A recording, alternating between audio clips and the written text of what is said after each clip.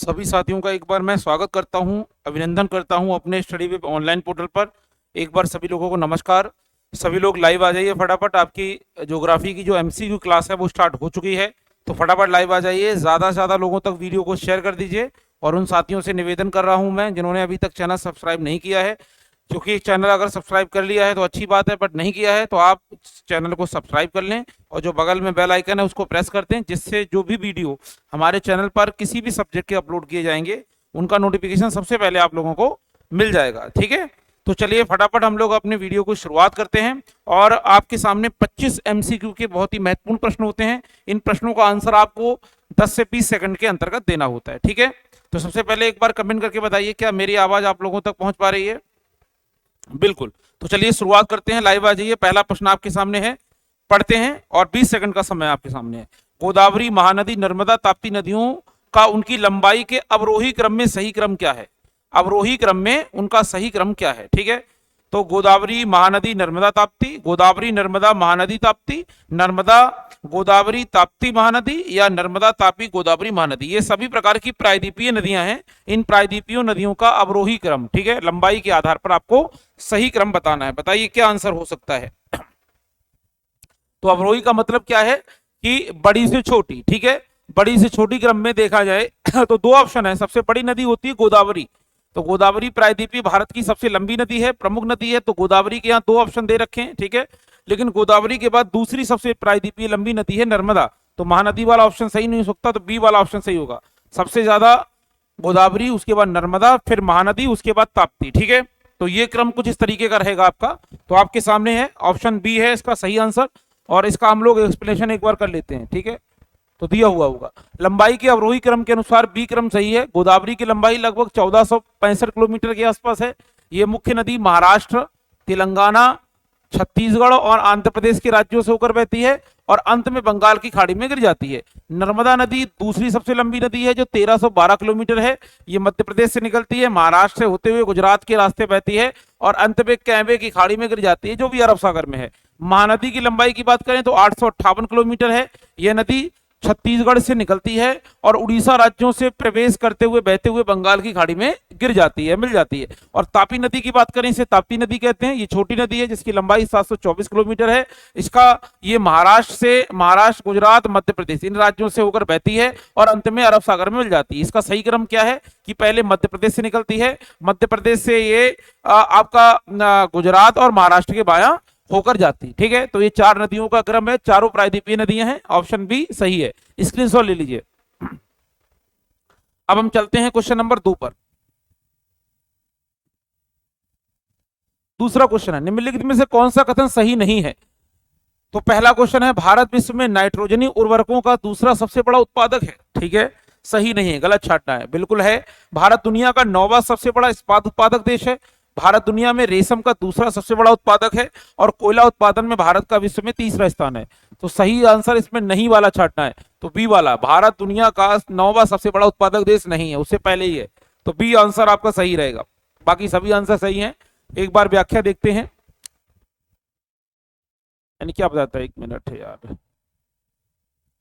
B, अच्छा, नमा, भारत विश्व में नाइट्रोजनी उर्वरकों का दूसरा सबसे बड़ा उत्पादक, तीसरा सबसे बड़ा उत्पादक है, और 9वां तो नहीं है, 8वां। ये पहला वाला ही सही है। ठीक, इसका पहला वाला सही है। एक बार व्याख्या पढ़ लेते हैं। पहला कथन गलत है, उनमें से शेष विश्वव्यापी रैंक के आधार पर भारत के संबंध में सत्य है।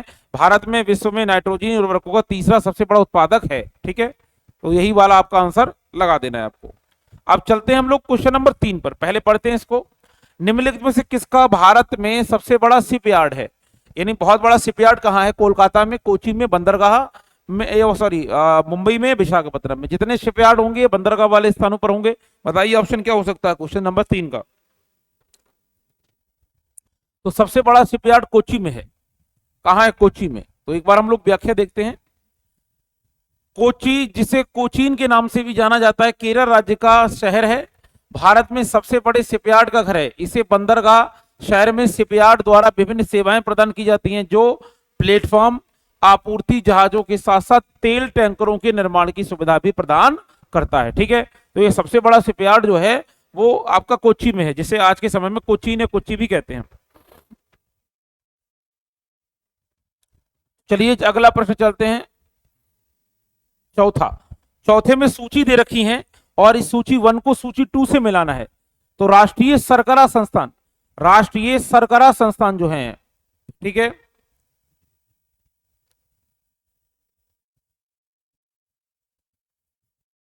ये इधर टाइप हो गया, ये दरअसल में इसीलिए थोड़ा मिसयूज हो रहा है।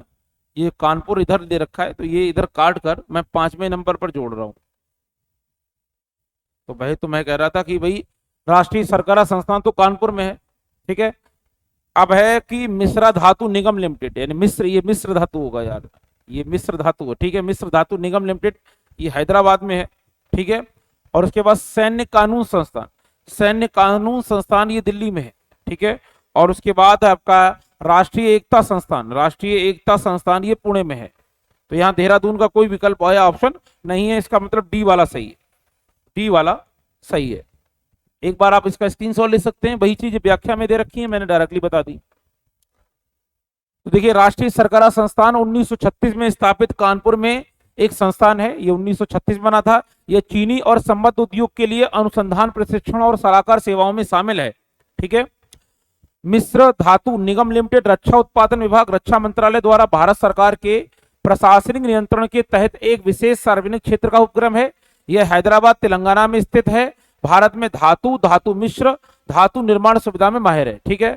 अगला इंस्टीट्यूट ऑफ मिलिट्री लॉ को जनवरी 2021 में नागपुर जिले के केम्प्टी से दिल्ली स्थानांतरित कर दिया था। तो इंस्टीट्यूट ऑफ मिलिट्री लॉ पहले जो था जनवरी 2021 से पहले ये नागपुर में था, लेकिन जनवरी 2021 से ये दिल्ली में स्थानांतरित कर दिया गया है।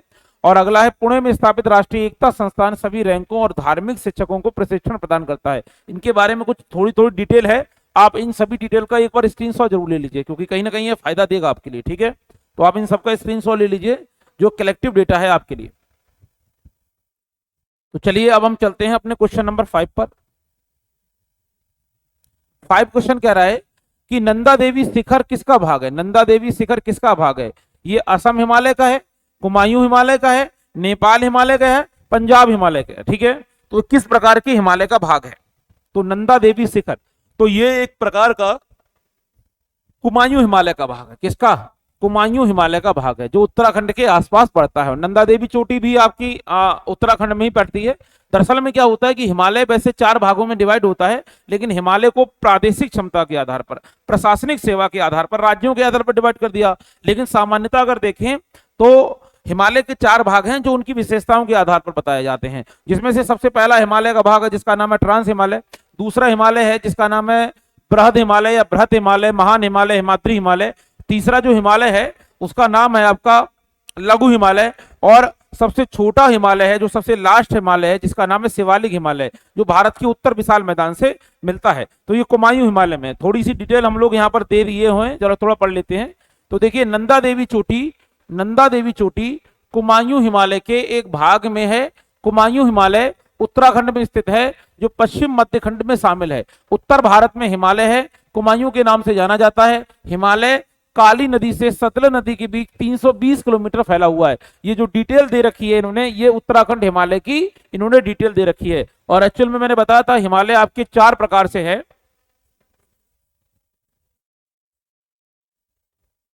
हिमालय के 4 प्रकार कौन कौन से, पहला ट्रांस, ये तो भारत में, ये लद्दाख वगैरह के एरिया में पाया जाता है, लद्दाख में पाया जाता है। दूसरा आपका बृहत, बृहत भी कहते हैं इसे, महान भी कहते हैं, हिमाद्री भी कहते हैं, ये हिमाचल में और उत्तराखंड में पाया जाता है। अब जो लघु हिमालय है, जो लघु हिमालय है, ये लघु हिमालय आपका पाया जाता है विशेषकर नेपाल और सिक्किम के आसपास, ठीक है, सिक्किम के और खासकर नेपाल के निचले क्षेत्रों के आसपास। और जो अरुणाचल के साइड में, जो असम वगैरह में पाया जाता है, इसे हम कहते हैं अरुणाचल, इसी को कहते हैं शिवालिक हिमालय, शिवालिक हिमालय, ठीक है। तो हम राज्यों के आधार पर भी डिवाइड कर सकते हैं, और वैसे तो ये क्रम के आधार पर है, ठीक है। तो याद रखना ये पॉइंट 5 का बी। तो चलिए स्क्रीनशॉट ले लीजिए इसका।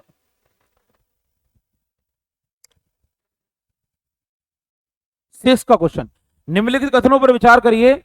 भारत कपास में पौधे का मूल घर है, ठीक है। भारत दुनिया का पहला देश है जिसने कपास की संकर किस्म विकसित की है, जिससे उत्पादन में वृद्धि हुई, ठीक है। ऊपर दिए गए कथनों में से कौन सा सत्य है, बताइए आंसर इसका।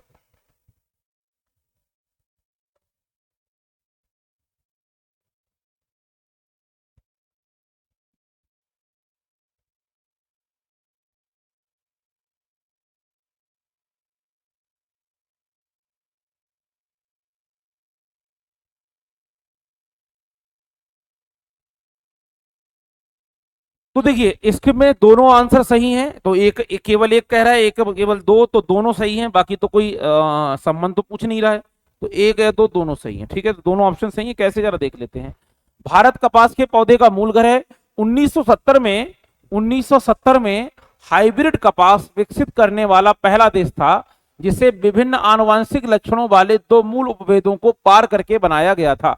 इससे कपास की H4 किस्म के नाम से विकसित किया गया। फतेह, वरलक्ष्मी, धनलक्ष्मी भारत में विकसित कपास की कुछ संकर किस्में हैं। दिए गए कथनों में भारत कपास के पौधों का मूल घर है और भारत दुनिया का पहला देश है जिसने कपास की संकर किस्म विकसित की। संकर किस्म की वो जातियां होती हैं जिसमें कई प्रकार की प्रजातियों को मिलाकर एक जाति या एक प्रजाति का पौधा उगाया जाता है, उसे संकर प्रजाति कहते हैं। तो इसलिए 6 का सी। एक बार इसका स्क्रीनशॉट ले लीजिए। अब हम चलते हैं फटाक से 7 प्रश्न पर। 7 पर स्क्रीनशॉट ले लीजिए। 7 क्वेश्चन है, निम्नलिखित कथनों पर विचार करिए। जबलपुर की अब स्थिति का देशांतर इंदौर और भोपाल के बीच में है। मतलब अगर देशांतर रेखा की हिसाब से देखें तो हम कह सकते हैं कि जबलपुर जो है वो इंदौर और भोपाल के बीच में है। यानी हम कह सकते हैं कि इंदौर ऊपर है और भोपाल नीचे है, ऐसा है। औरंगाबाद की अवस्थिति का अक्षांश बड़ोदरा और पुणे के बीच में है। यहाँ अक्षांश कह रहा है तो इसका मतलब है बड़ोदरा जो है वो औरंगाबाद के लेफ्ट में है और पुणे इसके बीच राइट में है। अब कह रहा है कि बेंगलोर चेन्नई की तुलना में दक्षिण की ओर अधिक स्थित है। बेंगलोर चेन्नई की तुलना में दक्षिण की ओर अधिक स्थित है। इनमें से कौन सा कथन सही है? तो जबलपुर की अवस्थिति देशांतर इंदौर और भोपाल के बीच में, ये तो गलत है, ये गलत है, मतलब ही नहीं। अब औरंगाबाद की अवस्थिति अक्षांश बड़ोदरा और पुणे के बीच में है। औरंगाबाद की बड़ोदरा, ये कुछ कुछ सही है। और बेंगलोर चेन्नई की तुलना में दक्षिण की ओर अधिक स्थित है, यह भी कुछ हद तक सही है। तो दूसरा तीसरा सी। तो एक बार स्क्रीनशॉट लेते हैं, थोड़ी व्याख्या देख लेते हैं इसकी। पहला कथन गलत है जबकि दूसरा तीसरा सही है। जबलपुर की स्थिति एवं देशांतर भोपाल की पूर्व दिशा की ओर है, साथ ही इसका देशांतर भोपाल और इंदौर के बीच नहीं है। इसके अलावा बेंगलोर चेन्नई के उत्तर में है। बेंगलोर चेन्नई के उत्तर में है और चेन्नई की तुलना में भूमध्य रेखा के काफी निकट है, ठीक है। तो सी वाला ऑप्शन सही है। चलिए अब हम देखते हैं अपना 8वां प्रश्न। 8वां कह रहा है कि निम्नलिखित में से कौन सा एक राज्य क्षेत्रफल की दृष्टि से सबसे छोटा है? क्षेत्रफल की दृष्टि से सबसे छोटा राज्य है आंध्र प्रदेश, गुजरात, कर्नाटक, तमिलनाडु। तो इसका आंसर होगा, ये सभी दक्षिणी राज्य हैं, एक पश्चिमी है। तमिलनाडु सबसे छोटा है, पॉपुलेशन में सबसे ज्यादा और जनसंख्या वो आपकी क्षेत्रफल में सबसे छोटा तमिलनाडु। तो देख ले सकते हैं, तमिलनाडु का क्षेत्रफल है 1,30,058 वर्ग किलोमीटर और आंध्र का है 2,75,068 किलोमीटर। गुजरात का 1,96,000 है और कर्नाटक का 1,91,000 वर्ग किलोमीटर है, ठीक है। तो अगर क्रम से देखें तो सबसे बड़ा जो क्षेत्रफल के आधार पर राज्य है वो आंध्रा है। तो आंध्रा पहले नंबर पर है, फर्स्ट रैंक इसकी, ठीक है। और दूसरी रैंक होगी आपकी गुजरात की दूसरी रैंक है इस क्रम में। और तीसरी रैंक होगी कर्नाटका की। और सबसे छोटा जो है वो है आपका तमिलनाडु, लेकिन पॉपुलेशन में सबसे आगे है। तो स्क्रीनशॉट ले लीजिए इसका। 9 का देखते हैं, निम्नलिखित में से कौन सा युग्म सही सुलेमित नहीं है? गोविंद सागर सतलज पर है, कोलेरू झील कृष्णा नदी पर है, उकाई जलाशय तापी नदी पर है या बूलर झील झेलम नदी पर है? बताइए सही आंसर। तो इसमें से सही नहीं है, तो केलोरी झील जो है वो कृष्णा नदी पर नहीं है, यही वाला गलत आंसर है, तो इसलिए सही यही होगा। तो एक बार स्क्रीनशॉट ले लीजिए। अब हम इसकी व्याख्या देख लेते हैं बी की। एकमात्र गलत विकल्प बी है, कोलेरू झील सिर्फ कृष्णा नदी पर ही नहीं बल्कि गोदावरी नदी पर भी है, ठीक है। या हम ऐसे कह सकते हैं कि ये दोनों नदियों के बीच में है। कोलेरू झील गोदावरी कृष्णा पर भी नहीं है, गोदावरी कृष्णा दोनों के बीच है। गोविंद सागर बांध पंजाब राज्य की सीमा के निकट सतलज पर है, जबकि बूलर झील है वो झेलम नदी पर है, ठीक है। उकाई जलाशय ये तापी नदी पर स्थित है। तो आप इसका आंसर लगा सकते हैं। स्क्रीनशॉट ले लीजिए 9 का।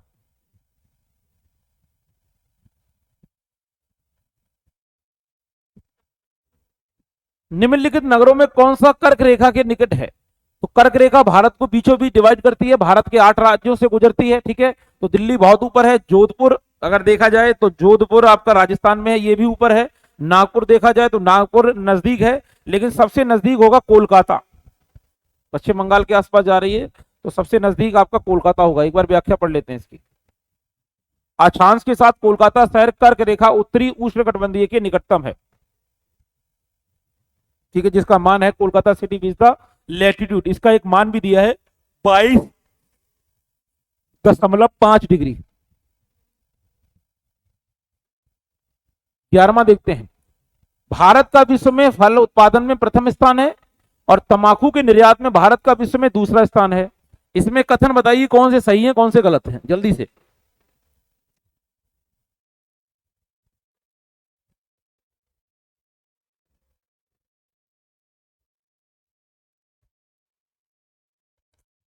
तो देखिए इसका ऑप्शन सही है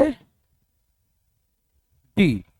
तो ना तो ए सही है ना ही बी, तो दोनों गलत हैं। भारत का विश्व में फल उत्पादन में प्रथम स्थान भी नहीं है और तंबाकू के निर्यात में भारत का विश्व में दूसरा स्थान भी नहीं है। देख लेते हैं क्या इसकी स्थिति है। दोनों कथन गलत हैं। चीन के पहले स्थान के बाद भारत फल उत्पादन के मामले में दुनिया भर में दूसरे स्थान पर है और भारत छठे स्थान पर है, ठीक है। तंबाकू के निर्यात के लिए दुनिया भर में दूसरे स्थान पर है। तो याद रखना है यहां पर अलग अलग आंसर हैं। चीन पहले स्थान पर है फल उत्पादन में दुनिया भर में और दूसरे स्थान पर है। चीन के पहले स्थान के बाद भारत फल उत्पादन के मामले में दुनिया भर में दूसरे स्थान पर है। दूसरे भारत छठे स्थान पर आता है। इसका मतलब नहीं है कोई गलत दे रखा है, ये थोड़ा सा इसमें गलत टाइप कर दिया है। और तंबाकू के निर्यात के लिए दुनिया भर में दूसरे स्थान पर नहीं है, ठीक है। 12वां देखते हैं। 12वां बताइए निम्नलिखित में से कौन सा कथन सही है। अलायंस एयर इंडिया एयरलाइंस की पूर्ण स्वामित्व वाली सहायक कंपनी है। भारतीय विमानपत्तनम प्राधिकरण देश के 7 अंतर्राष्ट्रीय हवाई अड्डों का प्रबंधन करती है। सही ढूंढना है। भारत का हवाई अड्डा प्राधिकरण भारत में नागरिक विनिमय लागू करने के लिए विनियामक संगठन है। रनवे और टर्मिनल भवनों की योजना बनाना और निर्माण करना, सुरक्षा सेवाएं प्रदान करना नागरिक उड्डयन महानिदेशालय का कार्य है। तो बताइए क्या आंसर सही है, सही छांटना है।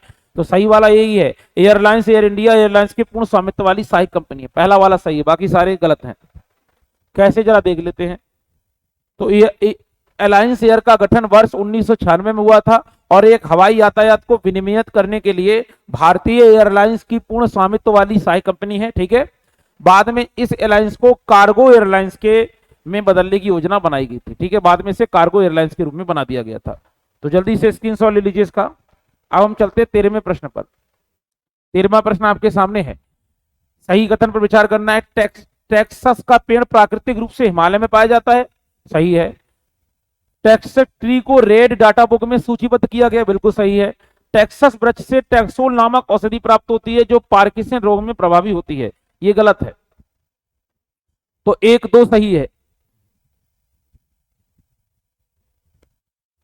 एक मिनट, मुझे लग रहा है कुछ गलत है इसमें।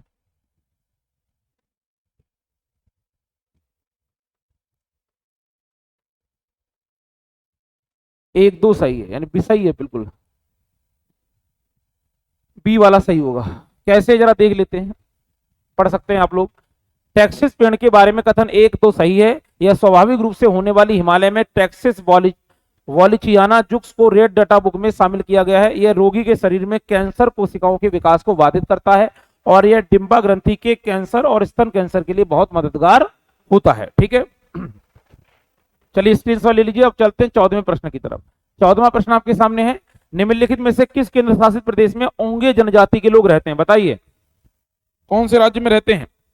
तो ओंगे जनजाति के लोग अंडमान निकोबार में ही रहते हैं सबसे ज्यादा, और बाकी में मतलब ही नहीं है। तो इसका आंसर है अंडमान निकोबार द्वीप समूह। कैसे जरा देख लेते हैं। केंद्र शासित प्रदेश अंडमान निकोबार द्वीप समूह में ओंगे जनजाति के लोगों का घर है। ये नेग्रोटे नस्ल के हैं और इकट्ठा करने और शिकार करने पर निर्भर हैं। वर्तमान जनगणना के अनुसार इनकी संख्या लगभग 45 है, 45 से 1000 होगी।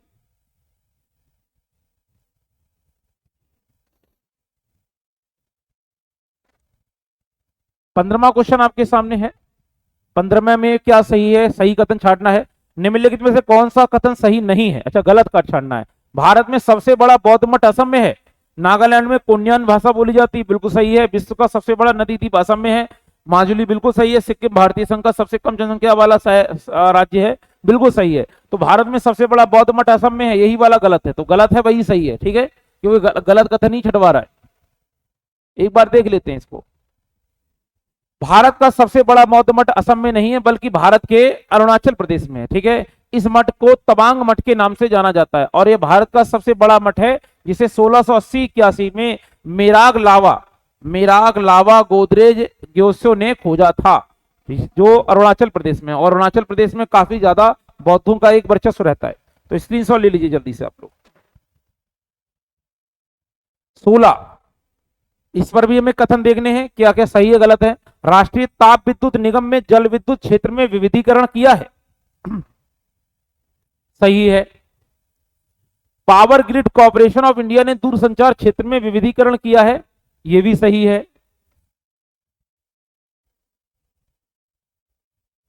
तो कह रहा है एक सही है, दो सही है, दोनों दोनों सही है भैया, दोनों सही है।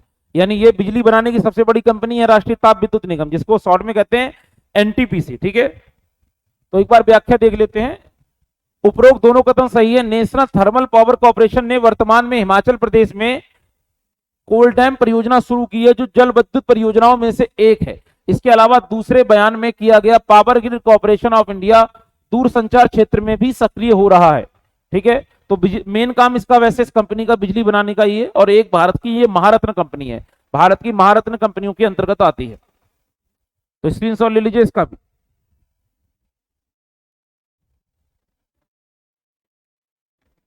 17वां क्वेश्चन है। 17वां क्वेश्चन देखते हैं। निम्नलिखित कथनों पर विचार करिए, ठीक है। दामोदर घाटी निगम स्वतंत्र भारत की पहली बहुउद्देशीय नदी घाटी परियोजना है, और दामोदर घाटी निगम में थर्मल और गैस पावर स्टेशन शामिल हैं। ये दोनों कथन सही हैं। तो केवल एक सही है, दो सही है, दोनों सही, सी, ये दोनों कथन सही हैं, ठीक है। सी वाला ऑप्शन सही है। एक बार व्याख्या देख लेते हैं जल्दी से।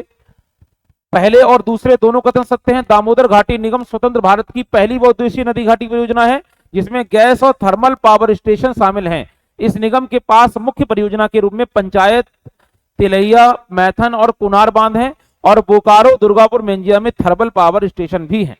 ये उड़ीसा में आपकी पाई जाती है। तो स्क्रीनशॉट ले लीजिए इसका भी।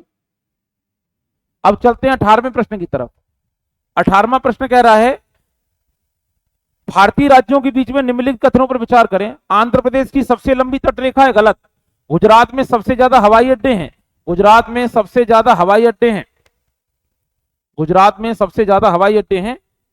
वैसे तो सबसे ज्यादा हवाई अड्डे आपके आंध्रा में, वो आपके महाराष्ट्र में है, लेकिन गुजरात में भी हवाई अड्डे हैं, लेकिन यहाँ राष्ट्रीय अंतरराष्ट्रीय नहीं लिखा। लेकिन महाराष्ट्र में सबसे ज्यादा जो हवाई अड्डे हैं वो अंतरराष्ट्रीय हैं, यहाँ ना राष्ट्रीय लिखा है ना अंतरराष्ट्रीय, इसलिए दूसरा सही है। तो केवल दूसरा वाला कथन सही है, बी, यानी सेकंड वाला ऑप्शन सही है आपका।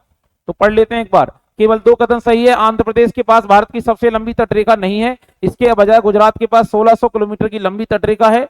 भारत के गुजरात राज्य में सबसे अधिक हवाई अड्डे हैं, और इसके अहमदाबाद शहर में एक अंतरराष्ट्रीय हवाई अड्डा भी पाया जाता है। तो इसमें ये राष्ट्रीय हवाई अड्डों के आधार पर सबसे बड़ा है, लेकिन उसमें लिखा नहीं है राष्ट्रीय अंतरराष्ट्रीय। अब चलते हैं 19वें क्वेश्चन की तरफ।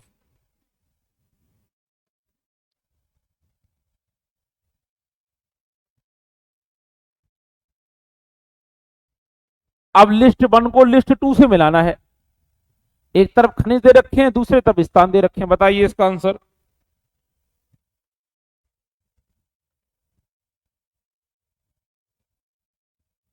तो कोल जो है, कोल कोल अलवर में है, एक वाला है कोल अलवर में है, और कॉप नहीं नहीं, कोल अलवर में नहीं है, कोल जो है गिरिध में ही है, ठीक है। और कॉपर की अगर बात करें तो कॉपर अलवर में है, कॉपर अलवर में है। क्या 1-3 का विकल्प है कोई? हाँ जी बिल्कुल, यही वाला सही है। 1-3 सी वाला सही है, सी वाला विकल्प सही है। एक बार देख लेते हैं। गिरिहीड में कोयले का खनन होता है, तांबे का खनन अलवर में होता है, मैग्नीज का खनन धारवाड़ में होता है, और जमैकदोम लिग्नाइट का खनन करते हैं। तो ये 19वें का सी वाला सही। 20वां क्वेश्चन देखते हैं, आंसर बताइए। निम्नलिखित में से कौन सा राष्ट्रीय जलमार्ग सबसे लंबा है? सबसे लंबा राष्ट्रीय जलमार्ग पूछ रहा है, यानी which among the following national highway routes is the longest. राष्ट्रीय राजमार्ग, अच्छा जलमार्ग नहीं राजमार्ग ही पूछ रहा है। तो आगरा मुंबई है, मुंबई थाने कोलकाता हजारीबाग। तो कौन सा ऑप्शन है जल्दी से बताइए एक बार। कोलकाता से हजारीबाग, ये वाला हजारी, ठीक है, ये सबसे लंबा है, सी वाला। व्याख्या एक बार पढ़ लेते हैं। कोलकाता हजीरा का सबसे लंबा राष्ट्रीय राजमार्ग है जो 1949 किलोमीटर तक फैला हुआ है। इसे राष्ट्रीय राजमार्ग संख्या 6 कहा जाता है। इसका पूर्वी छोर कोलकाता पश्चिम बंगाल है, जबकि गुजरात और हजीरा इसके पश्चिम छोर पर स्थित है। इसी प्रकार विकल्प सही है। तो जो हजीरा है, ये हजीरा दरअसल में गुजरात में पड़ता है, इसलिए ये सबसे लंबा राष्ट्रीय मार्ग है, जिसे नेशनल हाईवे नंबर संख्या 6 भी कहा जाता है। तो इसका जल्दी से स्क्रीनशॉट ले लीजिए। अब हम चलते हैं अपने 21वें प्रश्न की तरफ। निम्नलिखित पर विचार करिए।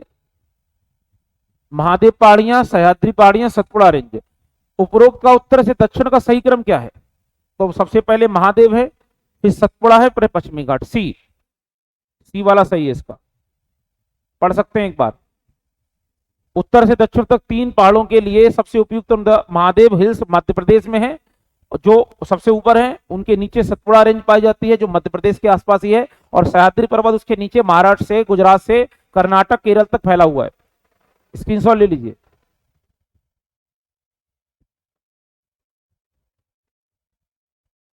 सामर झील राजस्थान के किस शहर के सबसे नजदीक है? तो सबसे नजदीक जयपुर के है, जो खारे पानी की झील है, नमक की झील है।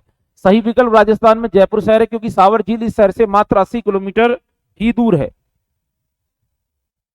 80 किलोमीटर दूर है। जो सबसे बड़ी अंतरदेशीय नमक की झील है, जो कटोरे के आकार की है, दिए गए 4 विकल्पों को छोड़कर अजमेर सॉल्ट लेक से मात्र 64 किलोमीटर की दूरी पर है। तो आप लोग स्क्रीनशॉट ले सकते हैं इसका। अब चलते हैं 23वें प्रश्न की तरफ। 23वें प्रश्न में आपको एक सूची तरफ राष्ट्रीय उद्यान दे रखे हैं और दूसरे तरफ राज्य दे रखे हैं। आंसर लगाना है। कांगीर राष्ट्रीय उद्यान, अब इनको मिलाना है। जल्दी से बताइए आंसर।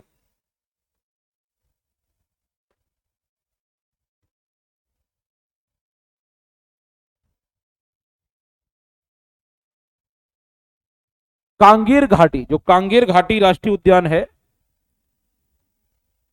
जिसे कांगीर राष्ट्रीय उद्यान भी कहा गया है, ये छत्तीसगढ़ में है। कहां? छत्तीसगढ़ में है। और नारहोल राष्ट्रीय उद्यान ये कर्नाटक में है। ठीक है। कुगती ये हिमाचल प्रदेश में। कुगती कहां है? हिमाचल में है। ठीक है। और सुल्तानपुर पक्षी अभ्यारण्य ये हरियाणा में है। ठीक है, हरियाणा में। डायरेक्टली आप इसका आंसर से लगा सकते हो। तो इसका आंसर बनेगा 23 का बी, 1 4 3 2। व्याख्या ज्यादा करने की जरूरत नहीं है, जल्दी से स्क्रीनशॉट ले लीजिए आप इसका।